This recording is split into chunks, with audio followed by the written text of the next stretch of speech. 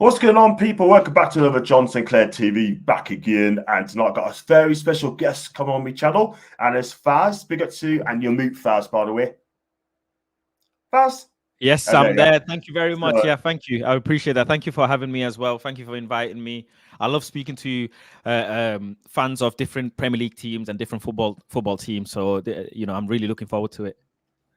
thank you very much indeed for coming on my channel. So, guys, if you like the video, like what you watch, make sure you hit that like button, hit subscribe button as well.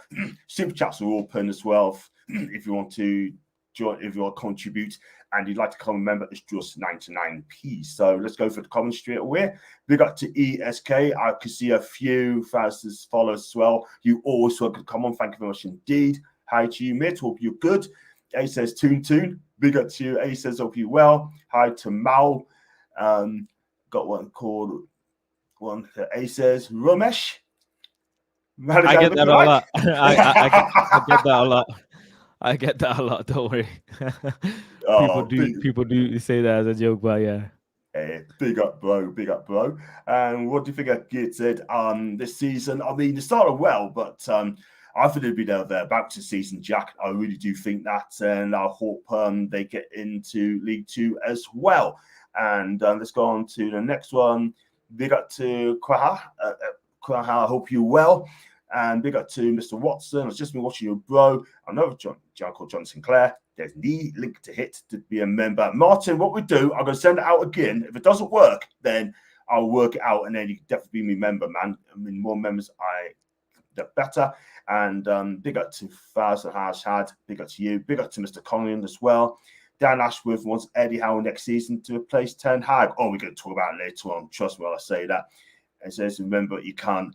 But I'll get source out, Martin, after the show, and then you can just do it another time. Right, Faz, thanks for coming on. And as a podcaster, we watched you on podcasts. Well, I think you're amazing.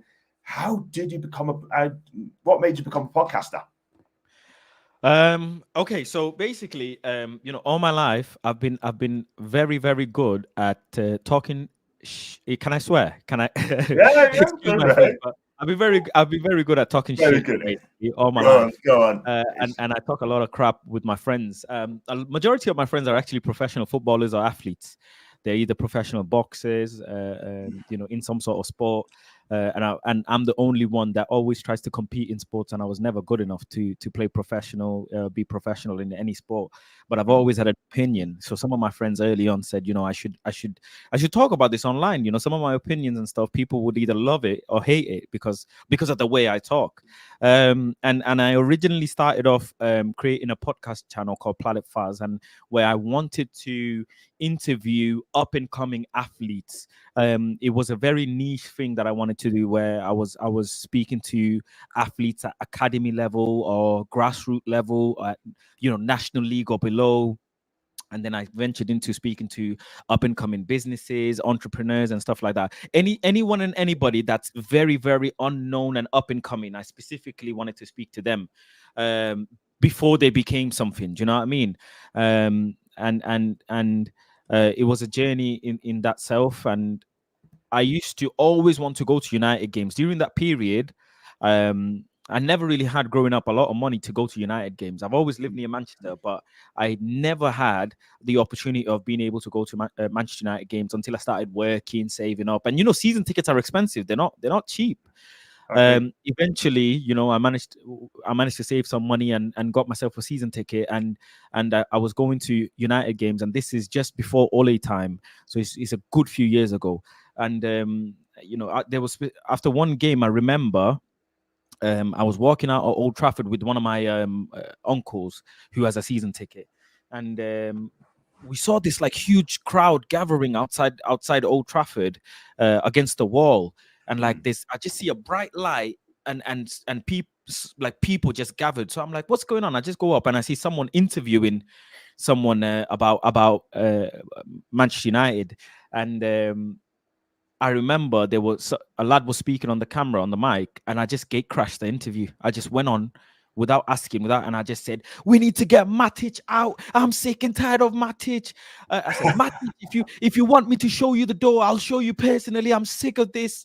Oh, it was. I think it was European night when we had. I think it was a draw or loss that we had this years ago, and I was fuming. I was absolutely fuming, and I just went and let all my emotions out on that YouTube video, and that was on United View.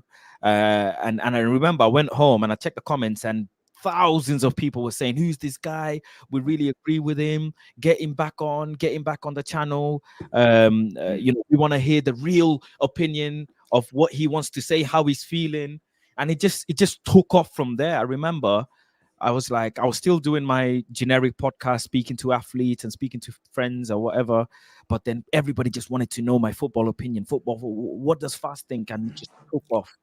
So I was on United View for a little bit. Yeah. And I parted ways with United View. And then almost like United Stand found me. And Adam, who was on the channel at the time, again, I was doing loads of fan cams at the time outside the stadium. They were getting loads of views and whatever, and my TikTok or Instagram, and they were like, we want you to come into the studio. Then I did a couple shows with them, and then eventually ended up signing a contract with them. Stayed there for a year and a bit, and then parted ways, and now I'm here doing my solo thing. So I think that all that took me about 3-4 years.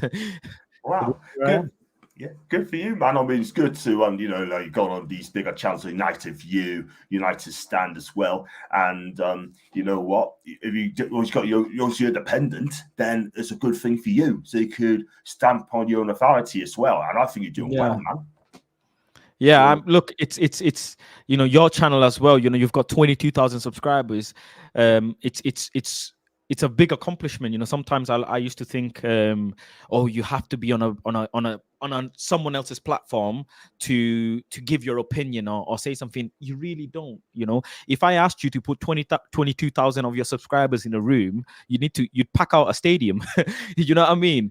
It's a lot of numbers. So I take great pride in it now. It's been a journey, and I've learned a lot of things whilst I've had the opportunity of interviewing managers, interviewing players, to being my own independent self. So I'm very glad. I'm very, very glad. Good for you. Good for you. Thanks for me support, man. Dan Ashford wants Eddie Howe next season to replace Ten Hag. We're going to touch on that later on. Ace says, yeah, definitely touch on that as well. And definitely talking about being a member. Big up to you, Martin. Again, big up to lads. Big up to Abby. Hope you're well, mate. And hit the like, subscribe. Thank you very much indeed for that. That's non-swearing Faz. Welcome to the lives. That's from Martin. Martin's a great contributor as well for me channel as well. And Faz might bust out of Burkini like he did with Saeed's channel. The Saeed, right? I mean, what he says, what you get with Saeed, right? He speaks facts. He says it how it is, right? I mean, people loves him, people hates him, but that's Saeed. The thing is, I said it yesterday on my show, yeah. The beauty of being like speaking to people like this, like you and the community, it's a family. And some days, John, you are going to not like my opinion, and some days you are going to like my opinion. Nothing I say, in my opinion, is actually fact. It's just simply what I'm feeling at the time, and it's like I said, it's a family. Some days you disagree with your brothers and sisters. Some days you don't. Some days you hate them. Some days you love them. But the point is, you never dilute what you say, and you say exactly how you feel. Keeping respect, and that's all it is at the end of the day. It's real fan emotion, and this is specifically why, John, I do this thing on my channel. And I think I'm the first football YouTuber to do this, because I've not come across anyone who's been doing this as well. But I go live from the stadium just like 30 seconds before full-time whistle. And there's a very specific reason why I do that, is because I want to, there's more fans or more football consumers who watch football than the ones that go to the stadium. There's millions of people that actually watch the football who will never get a chance to come to the stadium or barely ever come to the stadium. And I go live from the stadium directly to bring people the real emotion. Like, it's raining, it's cold, I'm sniffling, and we've just lost, and how I'm feeling. How's the person next to me feeling? The person who's been coming for 40 years to the stadium, how's he feeling? And that's kind of my USP that I bring to the people. And when I'm hot-headed, or when I've just traveled hours of my day, I'm tired, took time out of my evening to go and support the team, and they've just put a stinker, I'm gonna have some opinions. Absolutely, absolutely. I mean, the people, right? I mean, as a Newcastle fan, I'm the same. I speak facts and I say how it is. But some Newcastle fans don't like it, right? Sure. But at the end of the day, I've got to speak facts. I've got to be real because at the end of the day, right, I want the best for my football club, yeah? If people come up to us and say, I say to people say Sean Longstaff's not good enough, Jacob Murphy's not good enough, Miggy Amil's not good enough, right? Those three names straight away, it's not going to win me a title or fight for top four. Do you know what I mean? Yeah, we did it once before, but not on a regular basis. We need to upgrade. We're going to talk about it later on. Question for Faz, you got to love Ravi as well. He's a big scouser, by the way. What are your thoughts on Ineos, how they will improve United, that's in Ravi? My thoughts on Ineos is they're very calculated, very calculated. I honestly, I can't sit here and say that they're horrible and they're bad. I really can't, because even though they haven't sacked the manager that everybody's calling, majority of the people are calling for his head, the thing is they if I was in Ineos' shoes, which I'm not, but if I had to put myself in Ineos' shoes, I'd have to think to myself, the next decisions that we make, we have to get right, because if we don't, it is a domino effect. And that is what has been happening. And it is not about actually whether you sack a manager or not. Oh, they've been sacking managers. No, even if you sack a manager, it's the timing, it's the interim manager that you have to get right. It's the next manager that you pick. It's the financial constraint that you have to think of. And obviously, we all know Manchester United, they love a bit of media. How is it going to affect the media and the pressure as well on the squad? They're very calculated. And sometimes delaying things can cause a bit more problem than actually being ruthless. And it's they're the ones that are making the millions and being paid millions to make that decision at the end of the day. I do like the fact that they have brought in people who have a track record of running a good organization. That is a factual, this is true. Yeah. The Barada, the Wilcox, the all of the other people. There's so many that I forget their names. Yeah. Ashworth and all of these, as well. Yeah, they all have been in respectable organizations doing respectable work. They have even if you don't actually agree with them, they have a catalog of work that they've done. Whereas the people that were in Manchester United before, the people who were making the final decisions, they were bankers. They didn't really have the football acumen. Dan Ashworth has been in football how many years? Wilcox has been in football how many years? So you have to respect their knowledge and their catalog and phone book. They have contacts on phone contacts. So I respect that most definitely. But I also, on the other hand, understand there's too many cooks spoil the broth. At the end of the day, whether they will be able to get this right, they've not really worked at a club this size. And Ineos, the club that they ran before, Nice, they've not really had a lot of success as well in terms of their fans and what their expectation is. But I'm happy with the transfer window, for example. It's been a good transfer window. The next stage is who they hire as their manager, because the inevitable is, I think, that this manager will get sacked eventually. It's just a matter of time when, but they will part ways with him eventually. I think are Ineos able to put their money where their mouth is? Don't forget, Ineos's number one thing is they want the football to be sustainable, the club to be sustainable and pay for itself. And you can't do that if you're having to pay out 20 million on a manager. Do you know what I mean? Yeah, absolutely right. I mean, if you're not doing the job, doing the job, what's asked of you, and you're not doing it, 14th in the league. 14th. Yeah. That is not Man United. It's not. And something needs to be done about that. That's unacceptable. Can you imagine this 14th in the league? That'd be unacceptable as well. The Toonami would go crazy. Oh, we go mental. Oh, yeah, facts as well. Let's go for the comments. So I keep them coming in. The opinions are facts, no hiding. We call them out. Great perspective always. That's on Harshad. Harshad, big up to you, mate. Big up to you. Hi to Noah. Hope you're good. The legend. Thank you very much, Noah. I really appreciate that. Hi to Ollie. Yes, I recognise you. You called John also on Saturday, but I'm not going to read the rest of it out, by the way, because that name does not exist. So, big up to Ron. Hey to Rory, I hope you're good, mate. I hope you're well. Big up to John and Planet. That's the legend. Thank you, Noah. Legends too. And we've got one here from big up to Alfie as well. Who's got the better squad? Man U and Newcastle for me. At the minute, when we get Isak back, bottom and back, then we can compete.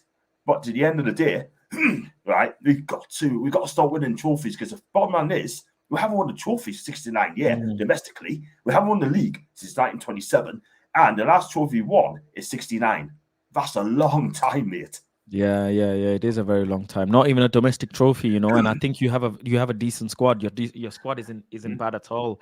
I think a little bit of tweaking, and you'd have a good squad. I think for me, you need to get a new goalkeeper. You know, one of the areas I would say probably if you wanted to upgrade a little bit more, I think, you know, centre back as well. You could do with one or two centre backs. A lot of some, you know, Jacob Murphy. I don't think he's the type of player to take you to the next step. He's nearly 30 years old. 29. He's not the answer. Yeah, 29 years old. I like Gordon and I like Harvey Barnes. But again, you'd have to think: can your front line churn out 20, 30 goals in a season?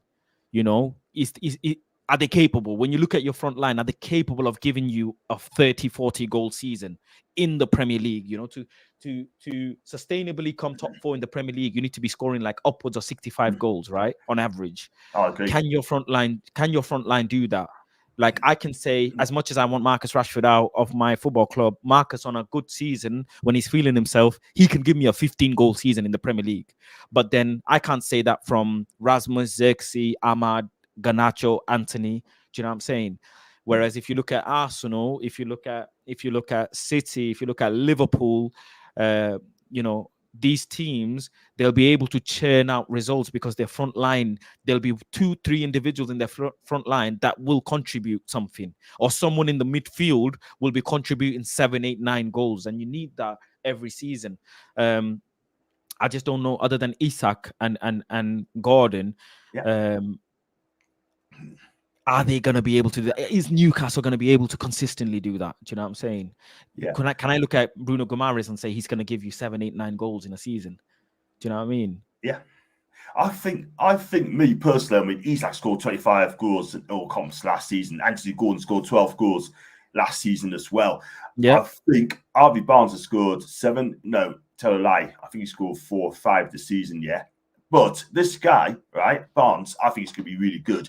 The front three, if you play Anthony, Harvey, and Isak up front, yeah, because Eddie's always left to a 4-3-3. The midfield, Bruno, Joe Linton, Tonali, once that's clicked, we'll be fine. At the back, we need Livramento come good. Lewis Hall would definitely come good. Fabian Schär, he's good. But Dan Burn... Yeah, but Schär is, again, he's old. He's nearly 33. 33? He's 32. True. I think he's nearly 33. Like, let's be honest, he's getting on a bit now. He's not that far off from Johnny Evans. Do you really want him? You know, can he perform at that top level, highest level? Dan Burn, again, 32. You know, yeah, these players are old now. That's the thing. You're at the wrong side of 30 as well. But for me, we definitely need defenders, 100%. Bottom's yet to come back. We do another centre back. Got Lloyd Kelly, but I'm not going to judge him yet because you know, he's only just joined, but is he going to take us to the next level? I'm not so sure. I'm not so sure about Lloyd Kelly to take us to the next level, but we'll see. But he's got a better squad. We have to, I see Newcastle badge. Sorry. But big up to Adam, by the way. Hope you're well, mate. And big up to everybody. Big up to Harshad again. John, what's the perspective on Eddie Howe? Do you see trophies with him? Harshad, for me, I want Eddie Howe to succeed. Right? I really do want him to succeed. Yeah. I want to win a trophy, yeah. But if he doesn't win us a trophy this season, then I don't know what PIF will do. That is the thing. Because he's had, 3.5 years after this lot, yeah. He got his Champions League. No won us the Carbo Cup against you lot, yeah. And he just has to win us a trophy. That is the thing. We need a manager going to come in and win trophies. Football's about winning trophies. Do you think Eddie Howe is capable of winning trophies in Newcastle? Yeah, we got Nate. Yeah, you've gone to a final with us, haven't you? So and you know, Eddie's got this team from 11th to 4th, came 7th last season. He's currently, what is he, sat at 7th again this season, if I'm not mistaken. So I think there is some hope there. I was speaking to Newcastle fans a couple seasons ago, and I remember, Newcastle fans, the fact that you're in Europe alone is like a big achievement for you guys. You know what I'm saying? It's like a big, wow, big Newcastle, in Europe playing big teams. You've prayed for times like this, so I think he can do it. The data is there that he got to a cup final, against Manchester United. It is there. It's not like he can't. He fell short on that particular day, but I think he just needs a little bit more tweaking of that team, and he definitely is going to look dangerous. And another thing I will say as well is, I'm not, as much as I say he can win trophies you can win, by January, February, you can win a Carabao Cup, okay. But really and truly, the bread and butter is the league. Can you go toe to toe, come in fifth, fourth, around that region? And that's when you know if a manager is really doing well. Because if you're coming fifth or fourth consistently, right, you have a base foundation. Winning cup competitions is not a base foundation for a team. It isn't. Because any random team on any good season can have a good run at a cup competition and end up winning it. Like, look at our cup run. It was, really, really favorable. Loads of home games against lower league teams, and we just, bullied them a little bit here and there using our individual brilliance. And some of the scores were lucky, and we got to the final, ended up winning. But it's the league, and I'm not sure about Eddie specifically this season, because you guys drew against Man City, which is massive. But then you drew against Everton, which I do not understand. And then you got peppered by Fulham. But then you beat Spurs on the first, was it not first, but a couple of weeks ago. Couple of games before, a couple of games ago. I don't understand. It's like you're trying to break past that barrier of upward trajectory, but you're having a bit of dip. And it's not a dip in terms of you're crashing because you're losing. But to draw against City, is no joke. Listen, it is no joke. To hold it down against City, big credit to Arsenal. They did that as well. You guys did that. But then to draw against Everton and not even score a goal, I don't understand. I don't understand that at all. And you guys had so many chances in that game. You were way more favorable to score. They had so many clearances. I don't understand how you didn't. I think, look, I totally agree. I think you missed Isak really and truly that game, specifically that game. 100%. I mean, he's the focal point. When you got no Isak, you got no Callum Wilson, injury prone, then you can't put pressure on William Ursula. At the end of the day, he's not ready yet. He's definitely not ready. I'm sorry. And your star boy Lewis Miley as well, Yeah, badly missing Lewis Miley as well. Star boy, definitely, man. Ten Hag might still get sacked. I still have hope. They'll probably not announce it because they are trying to get Tuchel. That's in JD Blacko, and I think it'll be gone. And this is really say hi to you, Mir, son in the house, son of much big club Newcastle, and mind you, big up Sunderland, man. Big up Sunderland. Big up Sunderland. Big up to his side. What a team. Funnily enough, one of my close friends used to play for Sunderland years ago. He doesn't anymore, but he used to play for Sunderland. Very good team. Yeah, they're a very good team as well. Ashworth side, Isak and Gordon. And I think ESK's got something to say. Faz on some copium. I'm on some copium. I don't know what he means by that. What do you mean by that? Why copium? No. Because he says Erik ten Hag isn't going anywhere. Newcastle need to get rid of players like Dan Burn and Lascelles. Yeah, I hear it. Yeah, I agree. The thing is, though, I mean, Dan Burn has been a great servant, but for me, I wouldn't shed a tear if they moved him on, to be fair. I'm not going to fight, but Newcastle fans will say, like, oh, he's a local lad. He wears his heart on the sleeve, but he's 33. He's come on 33. That is the thing. I want to see fresh blood in there. Do you know what I mean? Like young players, I love Dan Burn, but like I said, if he moves on, then, like I said, I wish him all the best as well. Him, Fabian Schär, maybe, but we need younger defenders at the back with pace. And we haven't got no pace fans. That's the thing. Yeah, that's the thing you need. But make no mistake that Eddie's implemented his system where he actually doesn't enhance the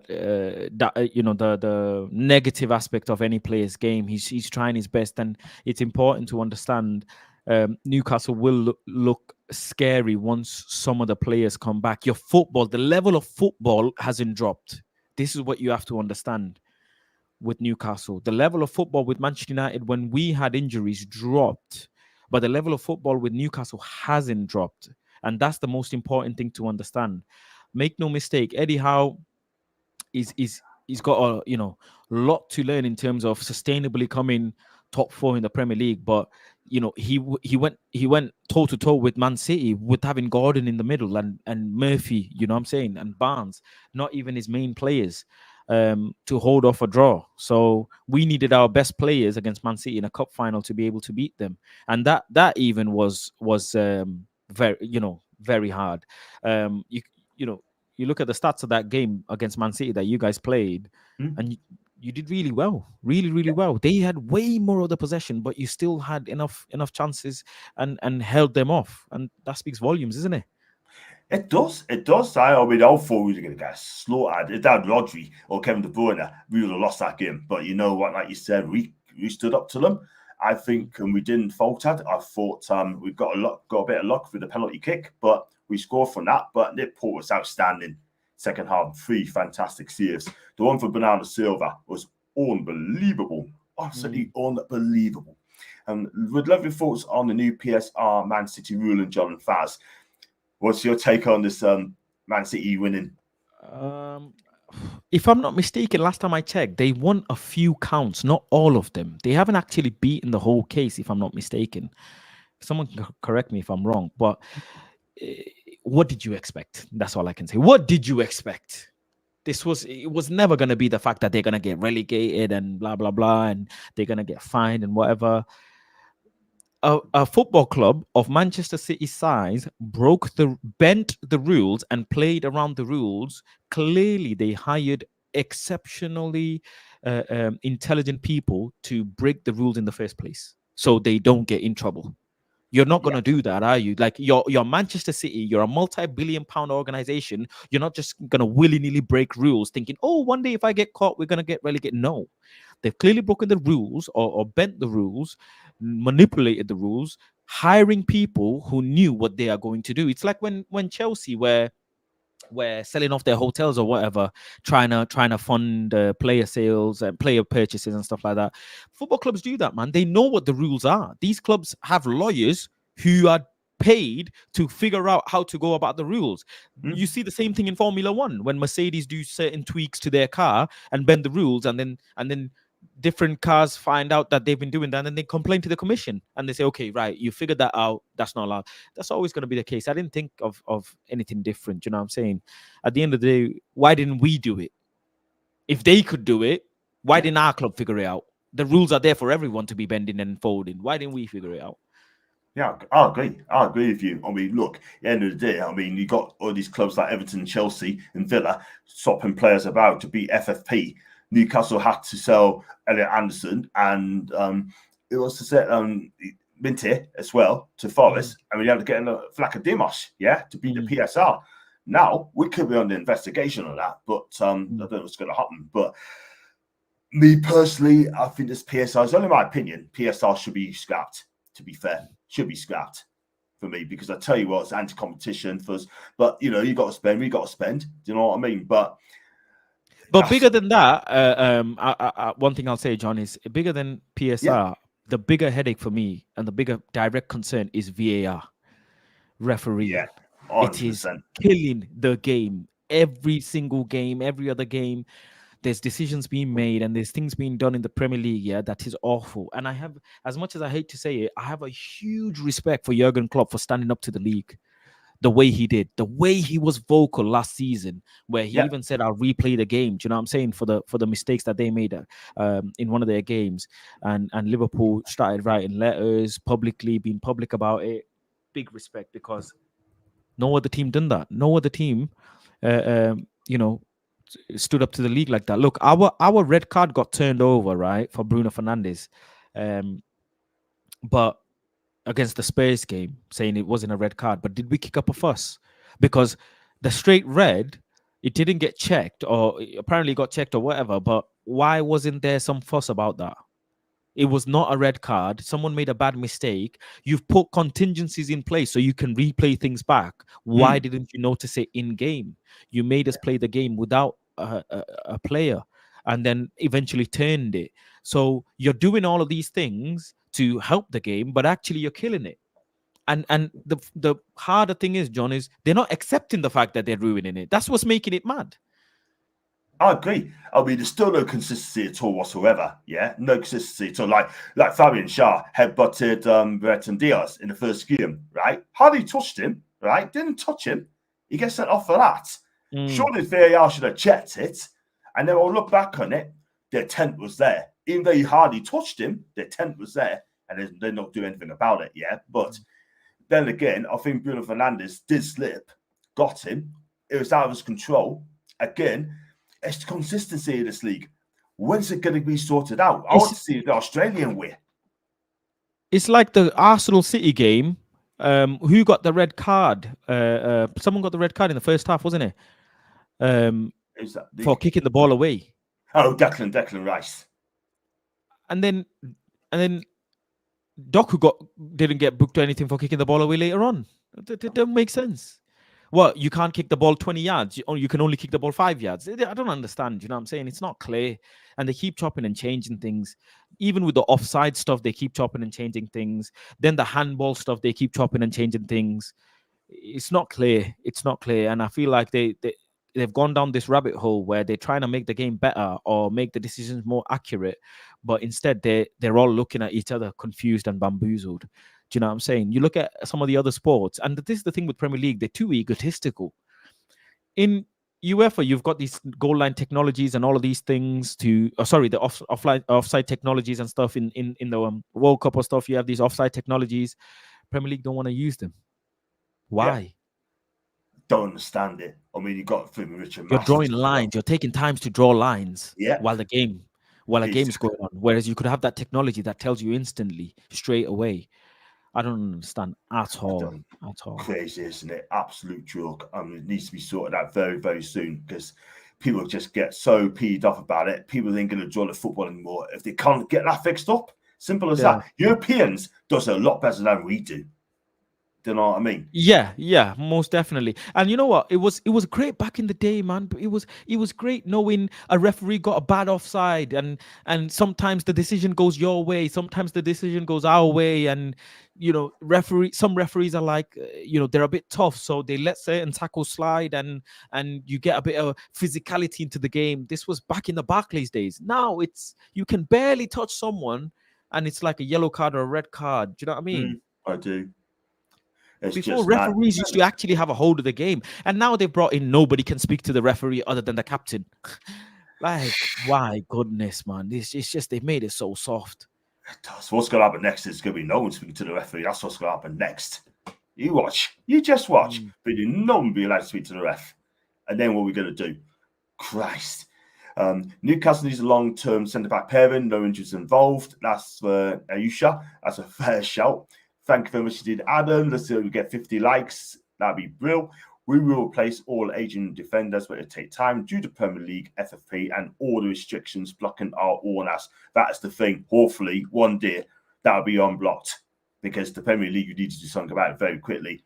Top of the league. Yes, well, you might get in the Premier League next season, mate.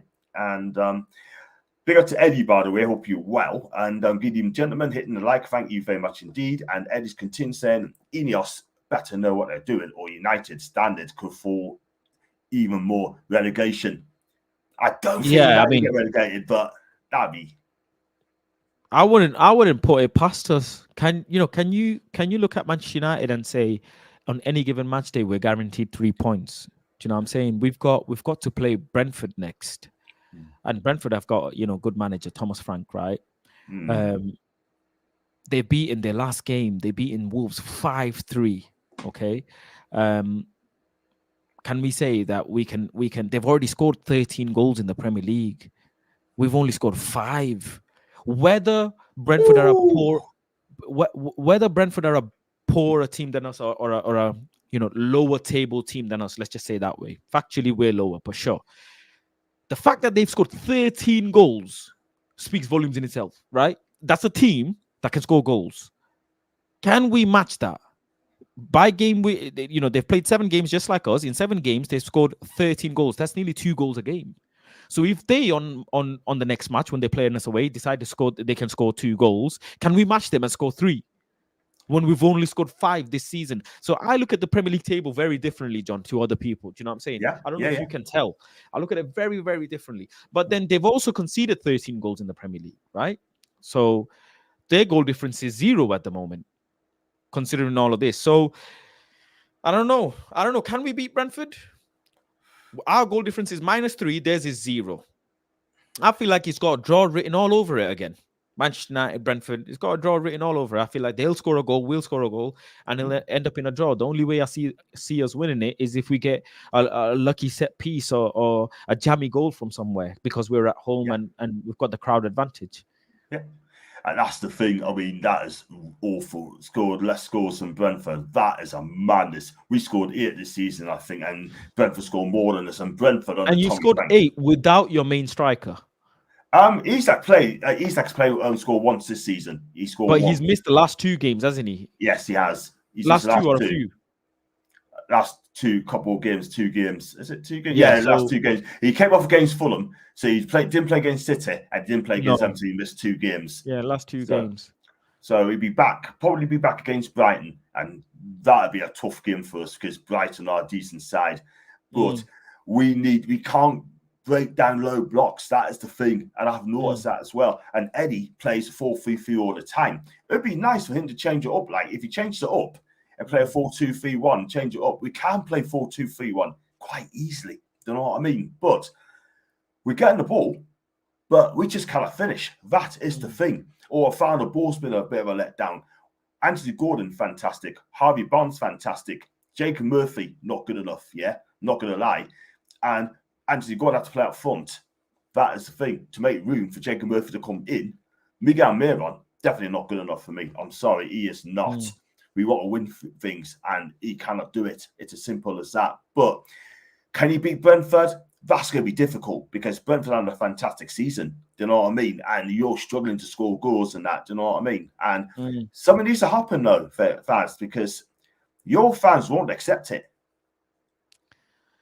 You say they won't accept it, but at the moment it seems like there's a lot of people who are accepting it, and sitting at 14th, where we're not far off from relegation. If we lose the next game, Palace are playing Forest next game, right? And they're sitting on 3 points in the relegation zone. Yeah, they win the next. If they manage to get a result against Forest, which is going to be difficult considering Forest beat Liverpool and they're on a good run as well. It just starts creating the distance between the top 10. You know, there's like a marker between the top 10, then there's a marker between the top 5. If you start seeing the distance, it's so hard to keep pace with the league. So hard. The time when you drew with City, and then the time that Spurs dropped points, City dropped points, those are the weekends where you need to be winning. Do you know what I'm saying? Where you need to be beating teams. I think drawing to Palace was a real bad evening, because those weeks when every other team, right, is winning, every other team is doing well, you get the odd teams like Brighton and Newcastle dropping points. On that game week, Newcastle lost to Fulham, and Brighton lost, and Brighton, I think Brighton drew with Forest. If we had won, we would have been a lot higher up into the league, in the league, and it would have made our catching up a lot easier. But the way the distance is going, it's just difficult. Look, let's say Newcastle Brighton next game, 6th and 7th, not far off from 4th, right? 14 points is the 4th, 12 points is 6th and 7th. Only 2 points difference. Either of those teams win, the distance between them and us in the 14th place just grows a little bit bigger. If we don't win against Brentford, we have to keep pace with the league.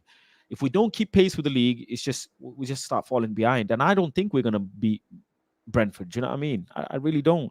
I think it's got a draw written all over it, considering they score average 2 goals a game. Yeah, and it doesn't look good. You need to get your shooting boots on, get those finishing touches back at Old Trafford, because Rashford needs to start firing. Yeah, I mean, Højlund's coming back as well. So, and I like Højlund. I mean, I watched him at Atlanta. He's been fantastic. He really has. Newcastle has been lucky this season, and that's an Adam. Good show, lads. Thank you, ESK. Like Duting Mandim, that's in Yardman. Big up to Yardman, by the way. Should have lost to Spurs, Southampton, and should have drew Wolves. I agree. But we found a way of winning the game. Clarky, hope you well, mate. Diddy Faz, that's in Darius. like it. And we got one here from Lungi. Big up Fast and John. Big up Lungi. Hope you're great.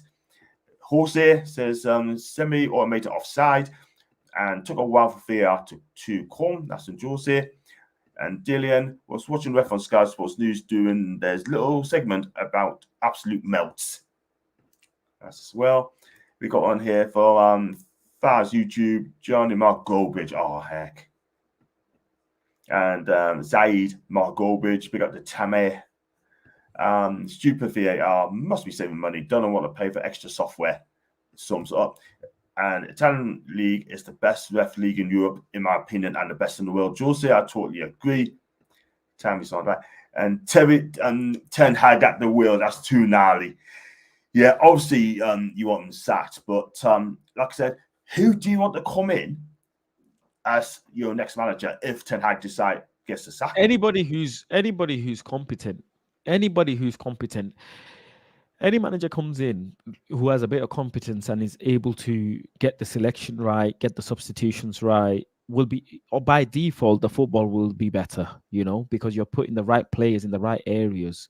This manager is subbing off wingers to bring in midfielders and playing midfielders in the midfield. You can't make that up. He's playing wingers in the striker. He's playing fullbacks in midfield. All of this modern stuff that he's trying to do, it's not working in the league. That's just a blatant fact. And I look at it this way, right? If you have so many plays in your book, like NFL, for example, right? If you have so many plays and they're not working, at some point you're going to have to look at yourself and say, right, whatever I'm trying here is not working. So where can I figure out the problem? That's what great managers do. Great managers don't just play good football. They figure out problems when problems occur. Man City are still favourite to win the league, even with their main player injured, because Pep is going to figure it out. Man City won the league with no striker because he figured it out. And this is what Erik ten Hag is incapable of doing. That's the main problem. He's incapable of figuring out his own problem. And he's probably having arguments with assistant managers and whatever who are trying to say, listen, let's try this, let's try that. Even, you know what the thing is? Even if he was chopping and changing and trying different things, we could have said, right, okay, you know what? He's tried different things, it's not worked. Or he's given us enough data for us to say, right, this bit worked, that bit didn't work.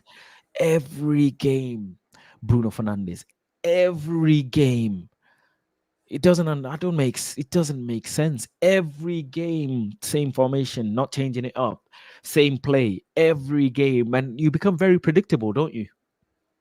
Yeah, 100%. I totally agree. I mean, this is the thing. It's always the same and the same and the same. He keeps on talking about the process, and that. And that's the thing. I mean, for me, Ten Hag, right? I mean, he'd be better off managing the Bundesliga. I think that suits his style, for me, in my opinion. And I think someone mentioned that on TalkSport yesterday. He'd be better off managing, because he speaks fluent German anyway, so he'd be better off managing like a club like Leipzig, and probably that'd be the club for him. I think he'd do brilliant for Leipzig, no doubt about it. But you need to get another manager. To be fair, I've come to accept that there are some managers who get certain results against certain teams. Just because Nottingham Forest beat Liverpool, does that mean Nottingham Forest manager is now capable of managing a big team? No. That doesn't mean Liverpool had a poor day. Liverpool had a poor day. Liverpool had a bad day in the office.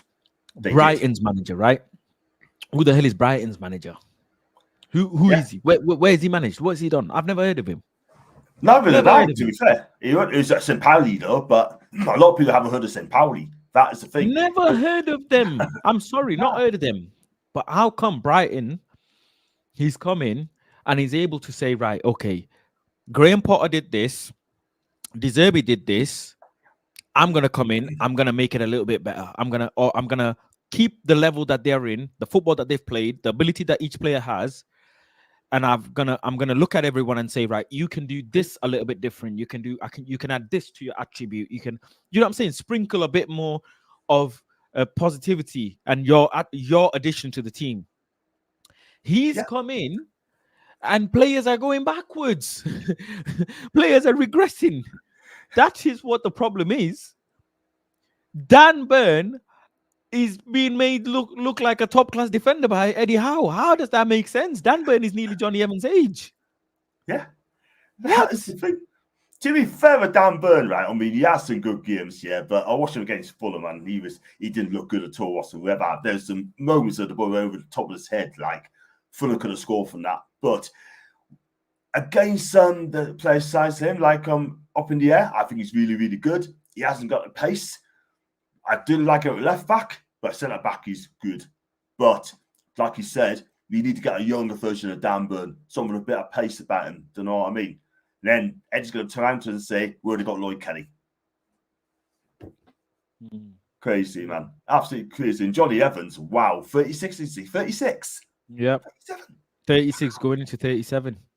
Wow. And he still plays him. Wow.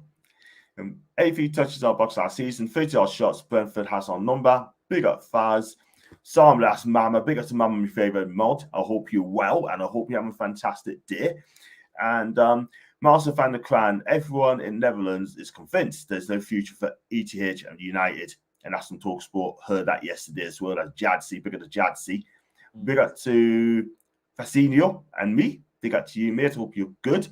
And Newcastle has been in top 3 4 goals this past 2 seasons, John. You guys need Isak, my compatriot, and land up always. Big up to you, man. I hope you're good. I mean, you need to get Isak back if we can.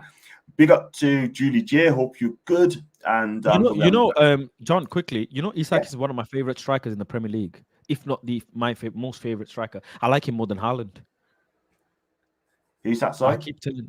Yeah, I absolutely love Isak. I think he's an astonishing striker, and it's not the goals, it's not nothing. It's just the way he plays. When I look at him, I say it just makes me wow. When I see him like play, the way he moves for his height, for his size, and he's so young, he's so young. I just look at him and say, yeah, this guy is crazy good, and people are not putting respect on his name. He's 21 years old. Okay. He's a young. He's not even 20. He's a young. 25 years old. He's a young man. Young man. And strikers reach their prime when they're like 30, 31. He's got so much to learn. So much to learn. But his movement on the ball is sensational. Is silly. The way he can glide past defenders at his height as well. Because he's not a short, low center of gravity striker. He's tall, he's slim and tall. The way he can glide past players, is silly. It is silly. And I really like him, man. Really like him. I bet you'd love to have it at Old Trafford, wouldn't you? I'd love him. I think he will grow to go past the likes of Ivan Toney. He will go past his ability.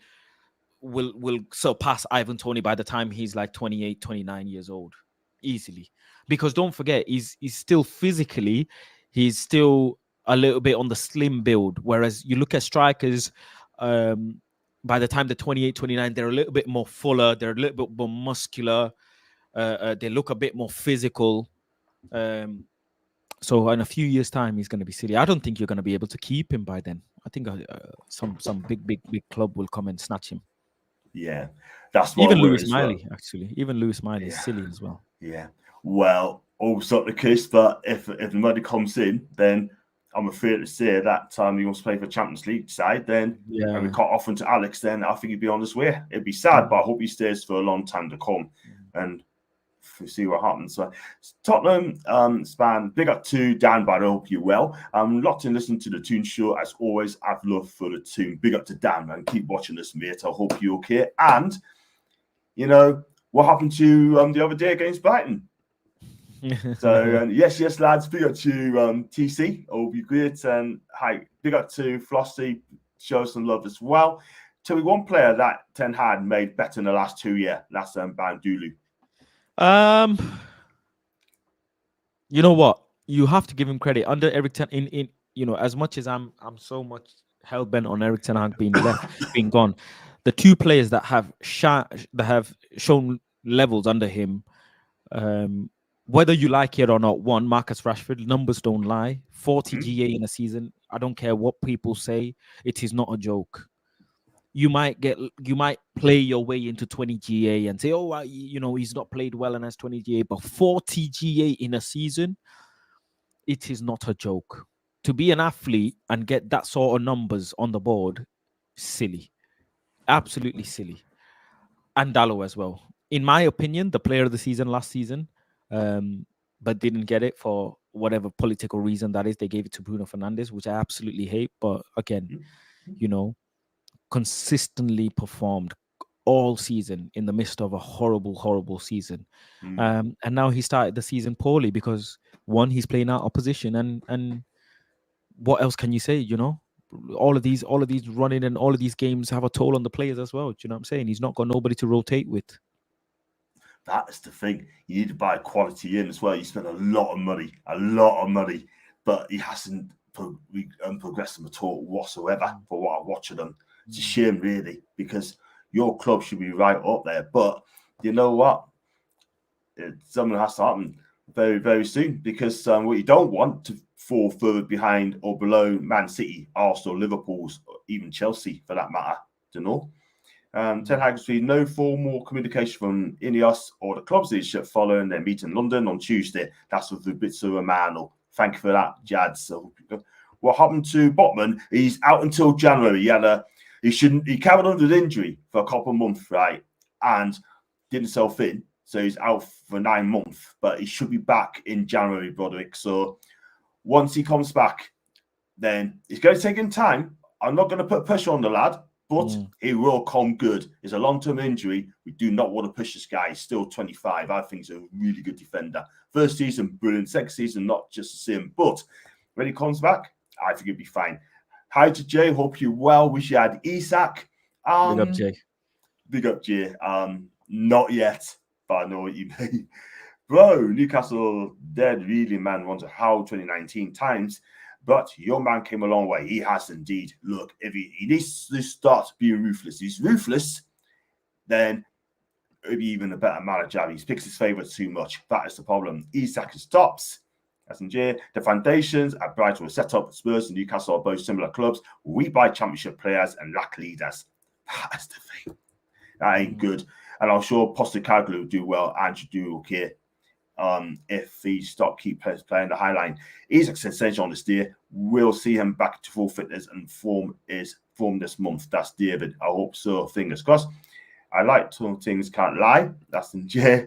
What's scary is Isak's only just turned 25. Hope Newcastle keep him because I know you guys are here to compete consistently. We need to. And once we like to spend the money, then just watch us go. I hear you, but man gets injured too much. Common like Callum Wilson. He's been injured. He's been out for 39 games. That ain't good. Julian, Eddie Howe turned into a world-class player. He's not he's a good player, but is he world-class? I'm not so sure, Julian. I'm not sure he's He's not world-class. He's a very good player, but he's not world-class. World-class is way over the top. He's a really good player, don't get me wrong, but he's not world-class. Nowhere near. Well, everybody's got an opinion. I expect Julie's opinions to always do, and but world class, I'm not so sure. Deep, how long Shaw's been put through though? I mean, when is he back? Whenever he decides, innit? Whenever he decides, this I've never seen a player being injured this much and for that long. Never. Unless you've literally snapped your leg in two. Even then, players go and come back quicker. Neymar got injured and came back before Luke Shaw. Yeah. Neymar did an ACL, didn't he? Yeah, he did. He's been out for a long time. And when he plays and he's fully match fit, I think Luke Shaw's a really good left back. He really is. But one thing I will say, right? I mean, too much injuries has paid. What is he, 28 now? 28, 29? Yeah, he's done. His time at Manchester United is done. It's as simple as that. Yeah. He's 29. It's like Callum Wilson. Yeah, man. It's like Callum Wilson. I love Callum Wilson a bit, but I think his time is done as well with his injuries as well. We can't have players out for that long. You just can't. Fans has voted for Bruno. Players voted for Dalot. Can't stand our fans. Yeah, never made sense. Never ever made sense. It's so sad. So, and I promise you, it's fans, because match going fans absolutely love Dalot, man. They absolutely would have voted for Dalot. So it has to be external fans. I like Dalot. I really do. He saved Antares' neck with that clearance. I mean, that clearance. The hand that got in, my God, there would have been a meltdown on social media, I'm telling you. And then Lenny Euro, I tell you what, this guy's going to be a real ball out. This guy out for a couple of months. You need to get him back soon, because I think this guy is really good. Do you like him? Young centre back. You know, they say that he's got the Varane profile or whatever, but I don't buy any of that. For me, look, any player comes into Manchester United, you have to perform 10-15 games in a Manchester United shirt for me to say yes, I like you. So that's how I look at it. I don't care who you buy. I've been traumatized too much by this manager, John. Way too much. I thought Anthony is going to be the next Brazilian favela Joga Bonito player, and I was absolutely wrong. Absolutely wrong. That being said, though, I do think Anthony does well with Almiron on one side, Anthony on the other side in Newcastle. I think Anthony would do well. Fair enough. In Newcastle. But yeah, I don't. Any player signs for Man United now, I don't credit them until I have seen 10 to 15 solid games. Then I like right now, Mazraoui showing me, okay, yeah, he's a solid player. I can see that. Xerxes, I've not made my mind up yet. Højlund, I've not made my mind up yet, because I just look at them and say, you're not making me feel what I'm seeing on the pitch. You're not making me go, right, okay, wow. And this thing where players say, yeah, but they're not playing with good players and whatever. But what can you do individually? What is your individual attribute that you're good at? We all know Bruno Fernandes can do one thing individually. We all know Marcus Rashford can do one thing individually. You know, Ahmad he has that one thing that he can do, or two things that he can do. What can our strikers do individually? What do they have? You know, Højlund scored some decent goals here and there, but you know, I've not seen enough for me to say, right, okay, yeah, he can lead the line for Manchester United. Neither of them have. Neither of them. Yeah, that's the thing. That is the thing. I mean, you have a conversation for Newcastle, right? I mean, I'll give them like a season's grace. And then the following season, they got to perform. They got to do better. And this is why, for me, I mean, Murphy's been in the club too long. Miga's been in the club too long. Sean Longstaff's not going to improve for me at all. Yeah. And we'll look at it, right? I mean, Dan Burn, I mean, I love him. Yeah, it's his time coming up to an end. Jamal Lascelles, another one's out injured for a long time, back in January, February time. Has he been at the club too long? Yeah. This is the thing. And this is what Eddie Howe loves. He loves players like that. He's told Paul Mitchell, our new sort of director, and said he wants to keep Dan Burn, he wants to keep Callum Wilson, right? And he wants to keep Jacob Murphy or Sean Longstaff, yeah? And I'm sorry, but if Eddie wants to keep those, right, then we're not going to move forward. That's the thing. We need a new name. We need someone who's going to come in and make a difference. Big up to this Newcastle fan and fans. I'm John. Thank you, Ben. I hope you're good. Soon, Newcastle will start spending heavily after seeing difficult. It worries me. Wow. You know, one thing I would City definitely deserve some points deduction. They can't just get away with it. They definitely deserve some points deduction somehow, somewhere. They do, because that's just the only way of enforcing your rules and law, isn't it? Yeah, that is the thing. Very, very true. And it's been interesting to see how much we're going to spend. And very interesting. But I think City's going to take the Premier League all the way. They haven't finished with them yet, but it'd be interesting to see what happens. But won't see too much on that. Brighton, no leaders, no passion, no one's playing for the badge. Does that mean Brighton are better than United? I wouldn't say that. I wouldn't say so. Yeah, I wouldn't say Brighton. You can say no passion, no leaders. You can't. Yeah, you can't say that. Yeah. You can't say that. Brighton are a very respectable organization. The owner has done really well with their club, with the hiring of players. You say there's no leaders in there, but 100% Danny Welbeck will be a leader in the changing room. He's 33 years old, Danny, and he's an experienced player. Do you know what I'm saying? Very, very experienced player. I'd say maybe Dunk as well, you know, experienced player, 30 odd years old. So there would be leaders in the changing room. And in terms of they don't have passion, Really and truly do you say that, but look at their football that they play, look at their league rankings. Even with the managers going and changing, they're still performing at a certain metric. So you can't say that they're not passionate and they're not doing well. And how can you say they're not passionate? They just come back from a two goal deficit and bopped Spurs at home. You can't tell me they're not a passionate football club. Come on. Nah, You can't. They fair drew enough. against Brighton as well. Don't forget, a couple of games ago, away from home Yes. at the Emirates. Can you say Newcastle can draw against Arsenal at the Emirates? Can Man United? That's what I'm saying. So it's easier said than done. Exactly. Go through his comments as well. If we can keep ourselves within 6 points of top 4 in Jan, we've secured top 4 at the end of the season. That's from David. I tell you what, I would love to get top 4. Top 5 would be good as well, but I see your point. Maybe a little bit exaggeration there, but you get the point I'm trying to make. I do, Judah, I do. And I respect your opinion as well, and you know that.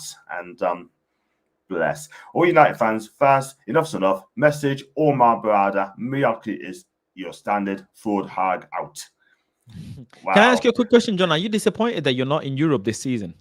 I am, in a way I am, and I'll tell you for why, because we finished 4th last season. Then we had injuries as well. We had 12, 13 players out, and that's why we dropped down the league. You finished 7th last season. Seventh.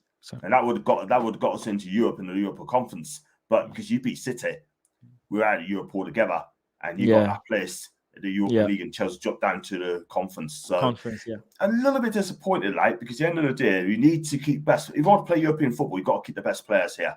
That is the thing.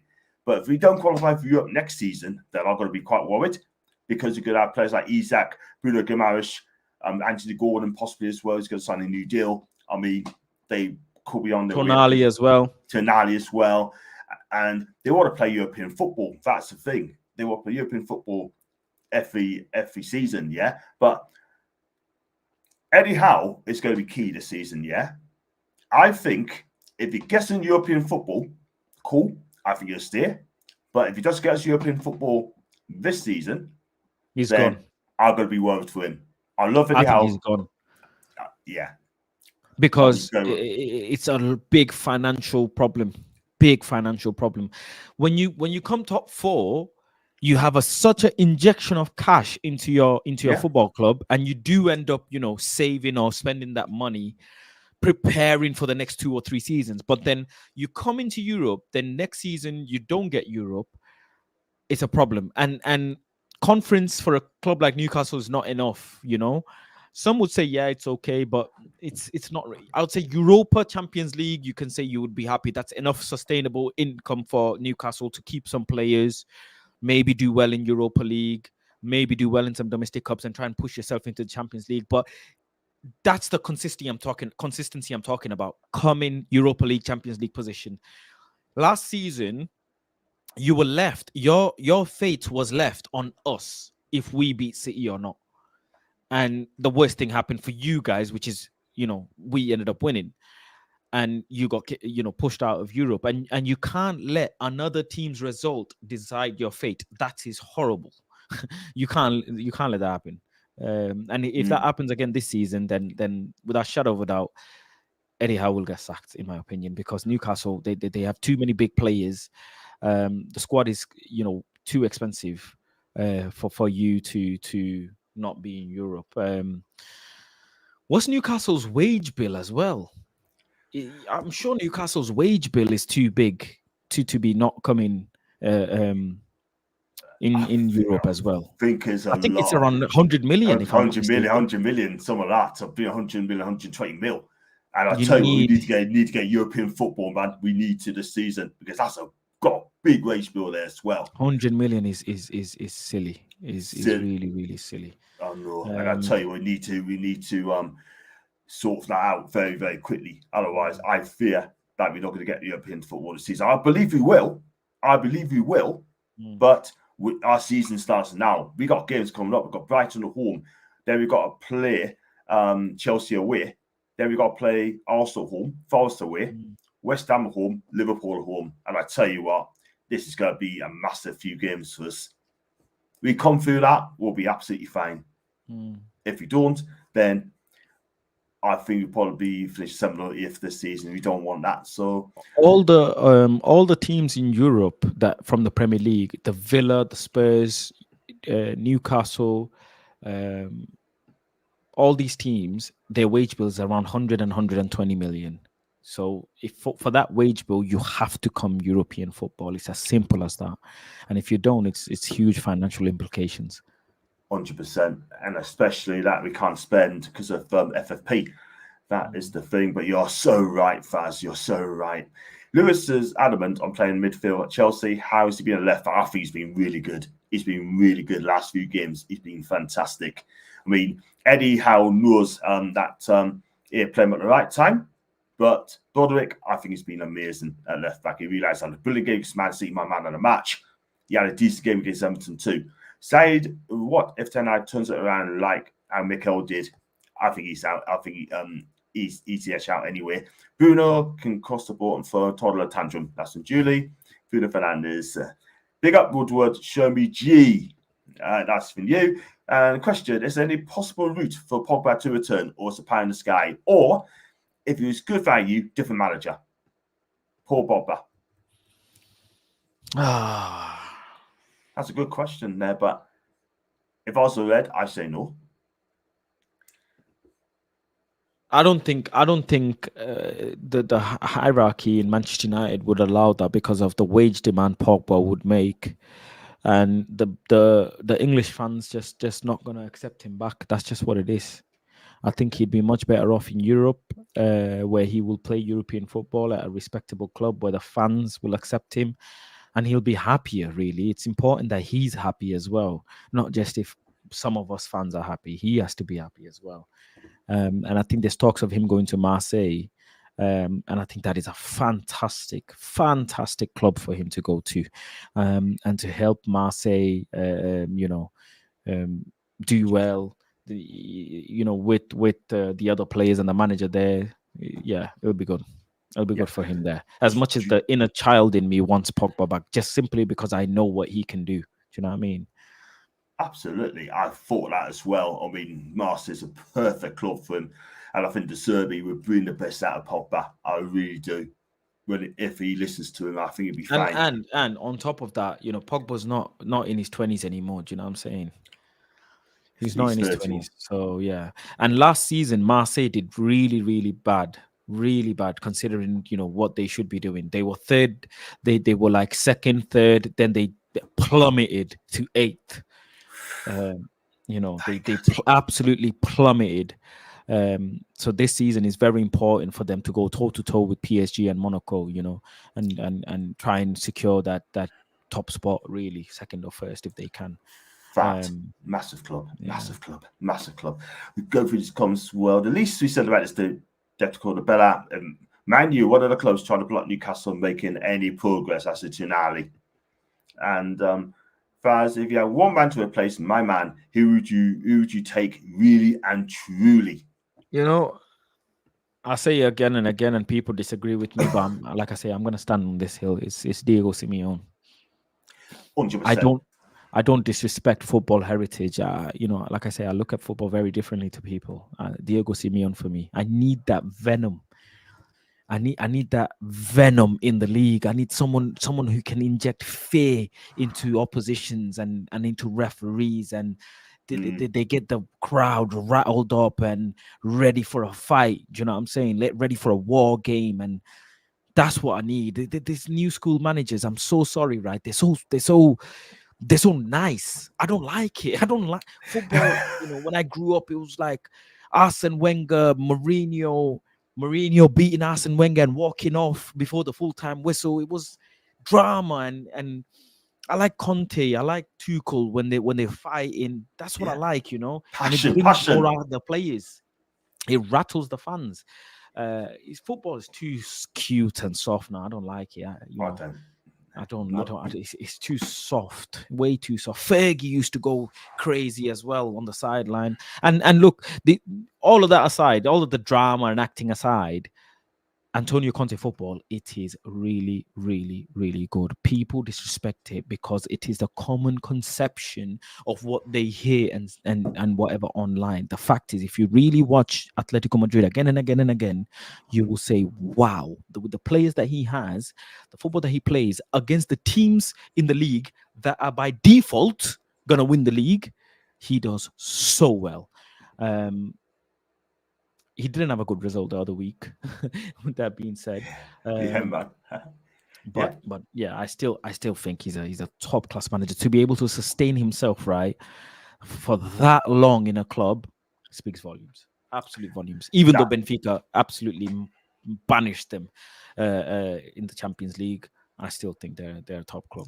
They are, and I tell you, I'll be going to Atletico Madrid in a couple of weeks' time anyway for the Champions League. This season alone, right? This season alone, Diego Simeone has conceded less goals than Barcelona and Real Madrid. I know. That's incredible, isn't it?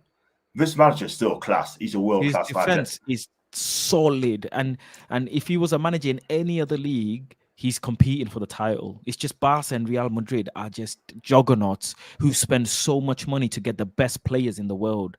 That's what they do. You look at Simeone's players that he's working with, right? On a Champions League night, he's got freaking Griezmann at 33 years old playing in midfield. Do you know what I mean? Yeah. He's not got all that type of money to be spending on big players. The only player he's been given is Alvarez from Man City. And he's still got age in midfielder in Carrera and Griezmann. Do you know what I'm saying? Yeah, and they got Rodrigo de Paul as well. Yeah. Yeah, and he's decent.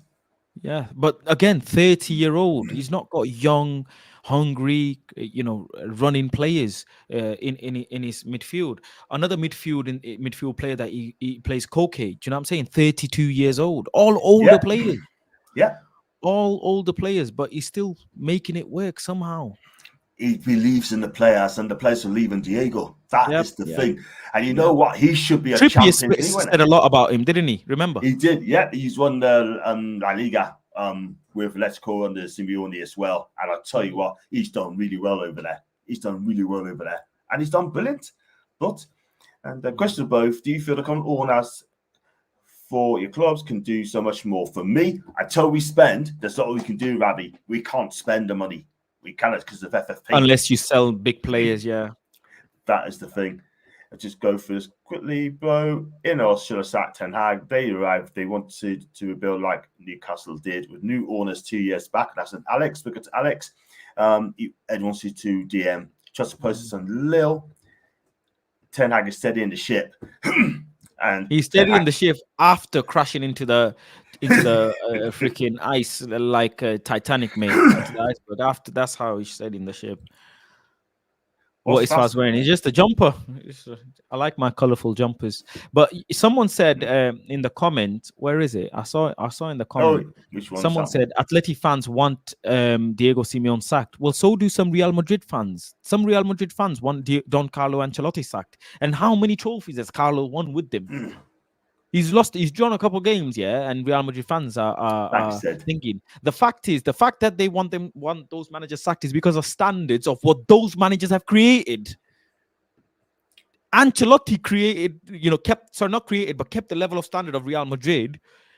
Simeone single-handedly changed Atletico Madrid for what it is, and now the fans are holding them to that standard. What standard are you holding Man United to? 14th. Come on now. 8th. Come on now. Give it a rest. That ain't good. Pogba's already in talks with Marseille. And like you said, been so for weeks now, it's March Madness. They've got some breaking as well. There's a huge possibility that Guti Romero could consider leaving Spurs and join Real Madrid, according to Spanish reports. If anything, it'll be in the summer. And Marseille's sugar daddy money, they have indeed. Greenwood and Sancho out 40 mil. Anthony and Hoyland for 150 mil. 10x in the club. New manager will need a long time to solve what ETH does to the Which club. Is another reason why they're probably trying to keep him. John, because the sheer, name me another manager that you can think of, John, who has had that many of his own players. Not many. Can't think of any, bro. Not many. You cannot. But who's out? There's no one out there who's going to take over his place. There's no one out there. I mean, don't talk to me about Southgate. Come on. No way. Southgate, it's not. No, it's not for me. It's not the manager. Not it's not the manager at all. But I think the only other managers that have had their players are managers who have won Premier Leagues or leagues and trophies in terms of Champions League, like Carlo, like Pep. Do you know what I'm saying?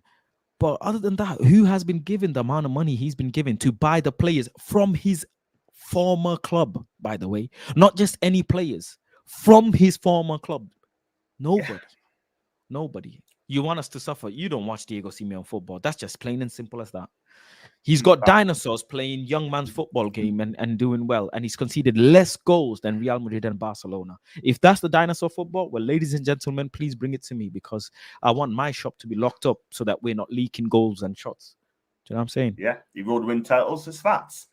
And I hope Newcastle follow suit as well. First of all, brother, you know how much they spent on Alvarez alone, 90 mil. They signed João Felix for over 100 mil. It's not like he's having to play bums, my brother. They have, yes, they have, but it wasn't 90 million. I'm sure it was like 60 something plus add-ons. So if you are gonna add the add-ons, then listen, has Atletico Madrid spent the money? Yes, but have they spent it well? Yes, because we spent 90 million on Anthony, bro. We spent 70 something million for Rasmus, bro. Like, do you know what I mean? Yeah. That's the problem. And how many big names do they buy? Let's be deadly honest. How often do they buy it? Exactly. They bought the right player, simple as that. And you say João Felix as well. He's not there no more, you know, and he's still playing the football that he plays. Yeah, exactly. He ain't going to change it. It's working for him, and it does. We're going over 10 more minutes as well, and then we could close the show because I know you're a busy guy. Yeah, sure. That. We do love you.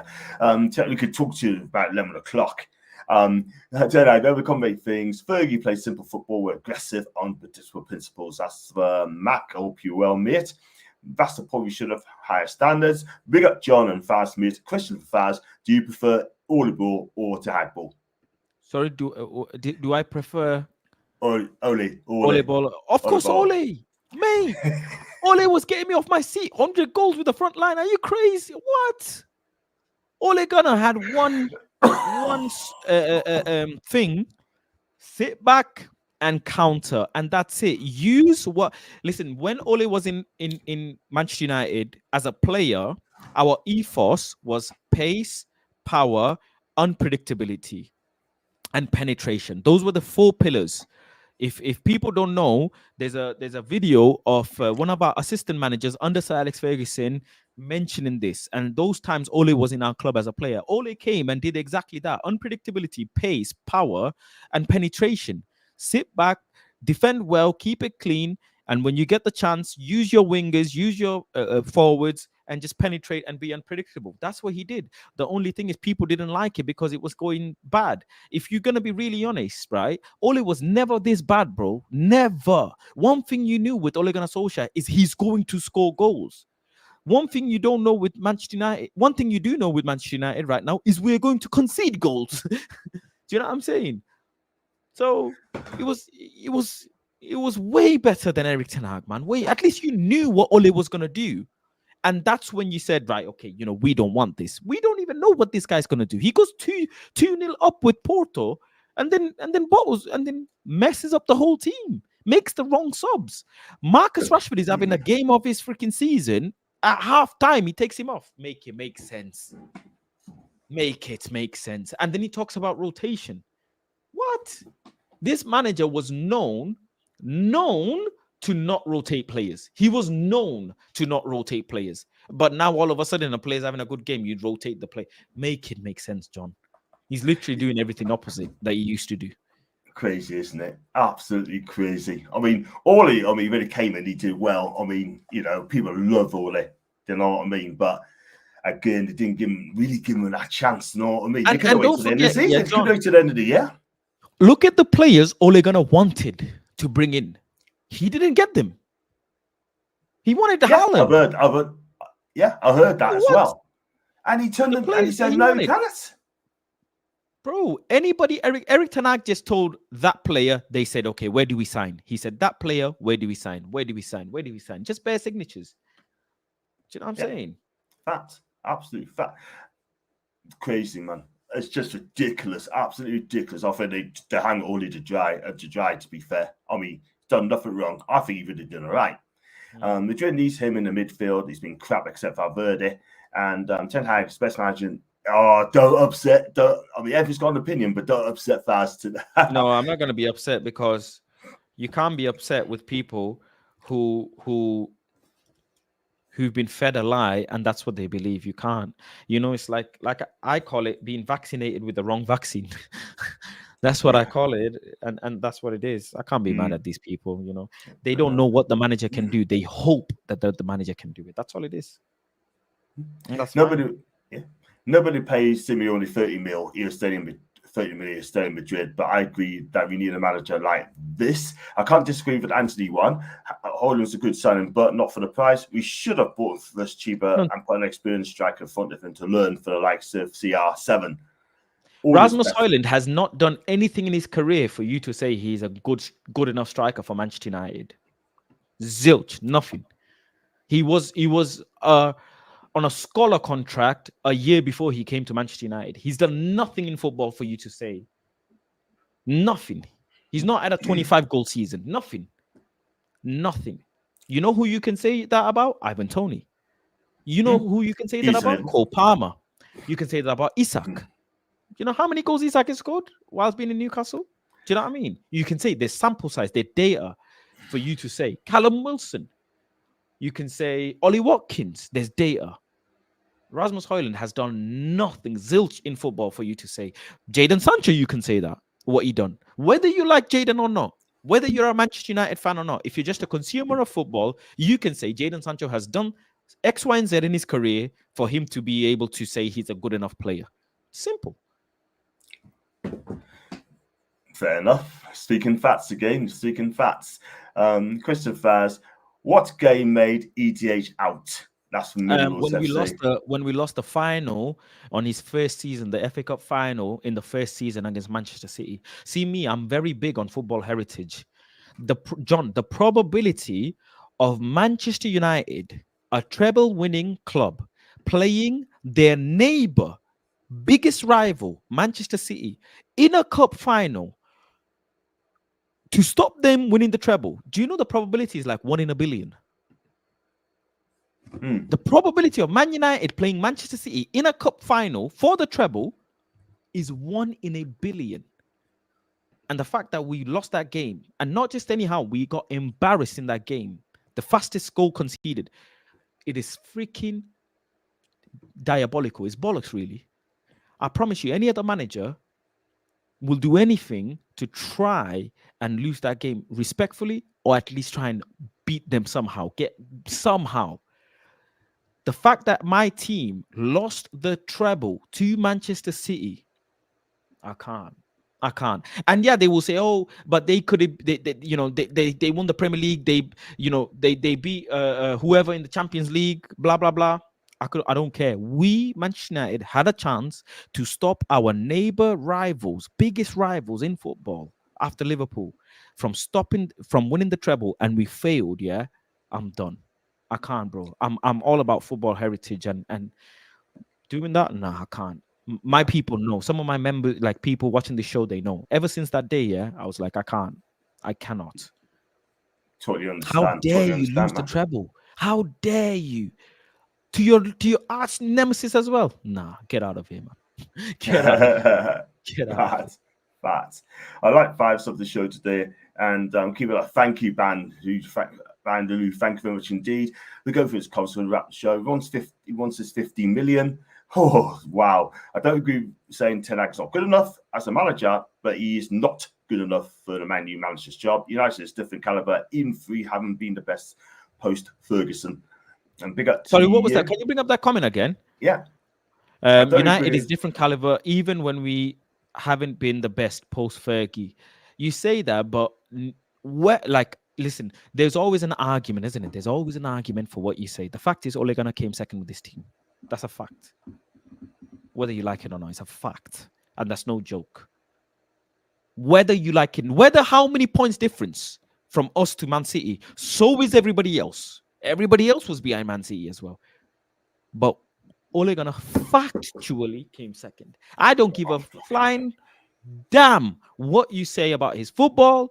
He scored. He got the team scoring goals, and he came second. He performed more better than so many other teams in the league for him to come second. That's number one.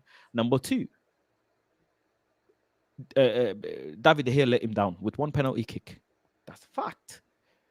Number three, Jose Mourinho, with his own players in crutches, won the Europa League and got us in Champions League.